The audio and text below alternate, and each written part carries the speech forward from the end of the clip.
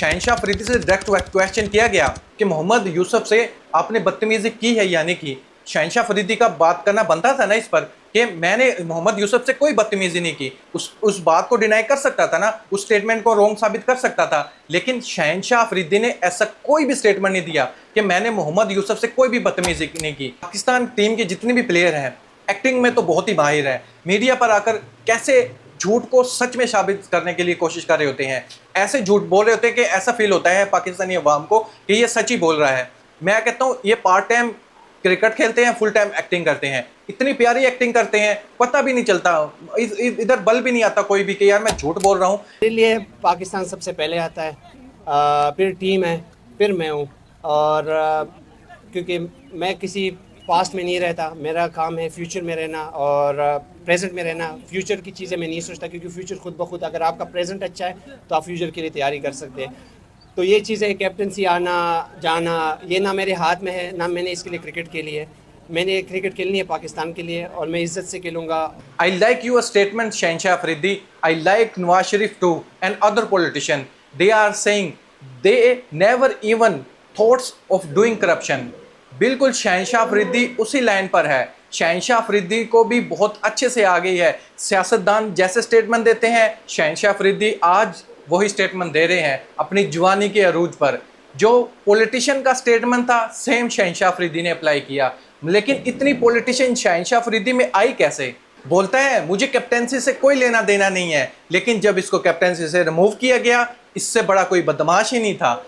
Instagram पर story आ रही है कि मुझे इजी ना लिया जाए, मैं वो इंसान हूं, अगर मैं अपनी आई पे आ गया तो मैं दुनिया ही बर्बाद कर दूंगा। पाकिस्तान क्रिकेट टीम तो चुटकियों का खेल है। ही want to say he always fight for captaincy, he always fight with Babar Azam for his country. I always fight for my country, correction, I always fight for captaincy. मैंने जैसे आपको बोला कि मेरी तरबियत बिल्कुल भी ऐसी नहीं हुई, मेरे वालिदैन ने मेरी तरबियत बिल्कुल भी ऐसी नहीं की। मैं अपने मुल्क के लिए प्राउड से खेलूँगा इंशाल्लाह।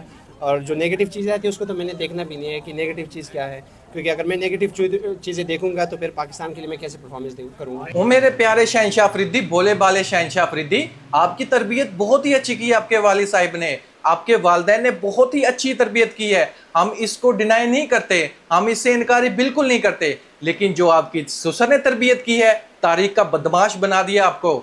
ये हम आप देख रहे हैं 2024 में, लेकिन 2023 में जो ऐसी आपकी कारकर्दगी थी हम नहीं समझ सके थे। 2024 में जो आपने कारनामा दिखाया हम पाकिस्तानी अवाम को, उससे सबको पता चल गया है। इंस्टाग्राम पर स्टोरी कैसे डालते हैं, अपने कोच से कैसे लड़ा जाता है, टीम में ग्रुपिंग कैसे की जाती है, वो सारा कुछ आपने बता दिया है। दोस्तों आपने कभी गौर किया ससुर और दामाद का जर्सी नंबर सिर्फ सेम नहीं है, और भी बहुत सी सारी चीज़ें हैं जिसमें सेम है। अगर आप देखोगे इन लोगों के स्टेटमेंट और इनकी परफॉर्मेंस आपको सेम ही नज़र आएगी। और दूसरी बात, जो शहनशाह अफरीदी आज मीडिया पर आकर बात कर रहा है, ऐसे ही शाहिद अफरीदी मीडिया पर आकर बात करते हैं। आप लोगों को अच्छे से याद होगा ये बात कि उसने क्या कहा था कि मैं ज़का अशरफ से मिला हूँ, ज़का अशरफ को मैंने कैप्टेंसी की रिकमेंडेशन के लिए नाम जो दिया था वो मोहम्मद रिजवान का था। लेकिन जब ज़का अशरफ से ये बात पूछी गई तो उसने कहा कि शाहिद अफरीदी ने मोहम्मद रिजवान का मेरे सामने कोई नाम नहीं लिया। उससे डायरेक्टली ये पूछा गया, शहनशाह अफरीदी के बारे में नहीं बोला उसने, मोहम्मद रिजवान के बारे में बोला शाहिद अफरीदी ने।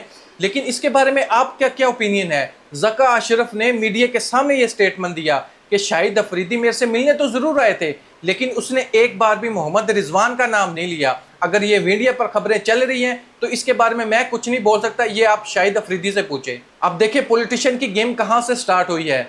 ससुर को ये अच्छे से पता है पाकिस्तान क्रिकेट बोर्ड को अपनी उंगलियों पे कैसे नचाया जाता है। ससुर का एक्सपीरियंस बहुत ही ज़्यादा है इसमें, और वो अपना एक्सपीरियंस अपने दामाद में ट्रांसफ़र कर रहा है। देखें आप लोग इस बात पे गौर करें, शहनशाह अफरीदी से डायरेक्ट क्वेश्चन किया गया कि मोहम्मद यूसुफ से आपने बदतमीजी की है या नहीं की। शहनशाह अफरीदी का बात करना बनता था ना इस पर कि मैंने मोहम्मद यूसुफ से कोई बदतमीजी नहीं की। उस बात को डिनाई कर सकता था ना, उस स्टेटमेंट को रॉन्ग साबित कर सकता था। लेकिन शहनशाह अफरीदी ने ऐसा कोई भी स्टेटमेंट नहीं दिया कि मैंने मोहम्मद यूसुफ से कोई भी बदतमीजी नहीं की। लेकिन इससे ये तो पता चलता है ना हमें कि ये बात पक्की सच्ची बात है कि शहनशाह अफरीदी ने मोहम्मद यूसुफ के साथ बदतमीजी की। इतना अच्छा प्लेयर, पाकिस्तान का लेजेंड, मिडिल ऑर्डर में अच्छी बैटिंग करने वाला, मुंह पे उसके बेचारे पे दाढ़ी है, उसने अपना सारा कैरियर पाकिस्तान को दे दिया और उससे बदतमीजी करने के लिए चल पड़ा। शहनशाह अफरीदी के बड़ों से बड़ा था मोहम्मद यूसुफ, अपने सुसर से ज़्यादा उसकी परफॉर्मेंस है पाकिस्तान क्रिकेट टीम में, लेकिन उसको उसके सामने मोहम्मद यूसुफ को बातें सुना दी कि आप कौन होते हो। पॉलिटिशियन की गेम आप यहाँ से नोट करें, सबसे बड़ा पॉइंट तो यही है। शाहिद अफरीदी से इंटरव्यू लिया जाता है, बाबर आजम, मोहम्मद रिजवान और शहनशाह अफरीदी के रिलेटेड कि टीम में ग्रुपिंग चल रही है। शाहिद अफरीदी क्या कहते हैं? शाहिद अफरीदी का कहना था कि ये पाकिस्तान के सुपरस्टार है, पाकिस्तान के की प्लेयर हैं, मेन प्लेयर है, इनको बिठाया जाए, इनको मनाया जाए। मैं इन तीनों प्लेयर को खाने पर इनवाइट करता हूं और बताता हूं कि आप लोगों ने पाकिस्तान के लिए खेलना है, ये छोटी मोटी जो प्रॉब्लम है टीम में आ जाती है इसको दूर किया जाए। सुसर ऐसे स्टेटमेंट दे रहा है, यानी ग्रुपिंग की तरदीद नहीं कर रहा, वो बता रहा है कि ऐसा कुछ ना कुछ है ज़रूर, लेकिन मैं इसको सॉर्ट आउट करूंगा और इस प्रॉब्लम को ख़त्म करूंगा। लेकिन जब दमाद से इंटरव्यू किया जाता है, वो कहता है कि ऐसा मैं कोई काम ही नहीं कर रहा।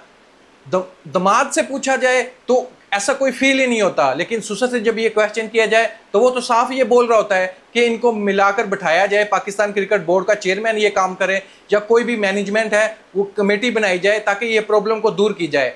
और शाहिद अफरीदी ने यह भी कहा था कि मैं भी कर सकता हूँ ये, मैं इन लोगों को इन्वाइट करूँगा खाने पर, फिर बाद में मैं इनसे बात करूँगा, पाकिस्तान के लिए इनको मनाऊँगा। शाहिद अफरीदी ये स्टेटमेंट दे रहा है और दमाद आ जाकर ये ऐसे स्टेटमेंट दे रहा है। भी नहीं होता, ये जो बाहर बैठते हैं वो और कोचिंग स्टाफ इस सब इसमें आते हैं, ये मुल्क की वो है, आप अपनी कंट्री के लिए रिप्रेजेंट करते हैं। आई थिंक मेरी तरबियत बिल्कुल ऐसी नहीं हुई कि मैं टीम में कोई ऐसी चीज़ लाऊं, और मेरी तरबियत हमेशा यही हुई है कि टीम के लिए आप हमेशा फ़ाइट करें, और मैं फ़ाइट करता रहूँगा। मैं नेगेटिव चीज़ बिल्कुल भी नहीं देखता, और आई थिंक जब तक मैं खेलूँगा मैं प्राउड से खेलूँगा, ये पाकिस्तान के लिए खेलूँगा। दोस्तों, इस पर मैं आपका ओपिनियन जानना चाहूँगा। पाकिस्तान टीम के जितने भी प्लेयर हैं एक्टिंग में तो बहुत ही माहिर हैं, मीडिया पर आकर कैसे झूठ को सच में साबित करने के लिए कोशिश कर रहे होते हैं, ऐसे झूठ बोल रहे होते हैं कि ऐसा फील होता है पाकिस्तानी अवाम को कि ये सच ही बोल रहा है। मैं कहता हूँ ये पार्ट टाइम क्रिकेट खेलते हैं, फुल टाइम एक्टिंग करते हैं, इतनी प्यारी एक्टिंग करते हैं, पता भी नहीं चलता, इधर बल भी नहीं आता कोई भी कि यार मैं झूठ बोल रहा हूँ, पाकिस्तानी अवाम मुझे पकड़ ही ना लेगी। मगर इस चीज़ का इन लोगों को बिल्कुल भी फ़र्क नहीं पड़ता। इसके बारे में आपका क्या ओपिनियन है? कमेंट बॉक्स में मुझे ज़रूर बताइएगा। Thank you.